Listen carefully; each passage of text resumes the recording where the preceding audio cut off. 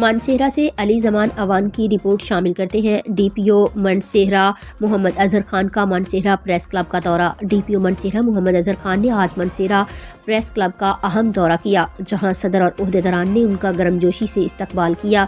Media نمائندگان نے کئی مثبت تجاویز پیش کی۔ میڈیا نمائندگان سے گفتگو میں انہوں نے جرائم، ٹریفک مسائل اور منشیات کے خاتمے پر واضح بات چیت کی۔ ڈی پی او نے کہا، پولیس اور میڈیا کا ساتھ چولی دامن کا ساتھ ہے۔ عوامی شعور اور جرائم کے خاتمے میں میڈیا ہمارا مضبوط پارٹنر ہے۔ انہوں نے مزید کہا کہ عوام کے جان و مال کا تحفظ اولین ترجیح ہے۔ منشیات فروشوں اور جرائم پیشہ عناصر کے خلاف زیرو ٹالرنس پالیسی جاری رہے گی۔ ٹریفک پولیس کو ہدایت دی گئی ہے کہ ناجائز چالان ہرگز برداشت نہیں ہوں گے۔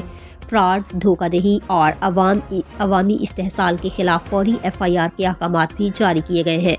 ڈی پی او کا یہ دورہ پولیس اور میڈیا تعاون کو مزید مضبوط بنانے کا باعث بنے گا۔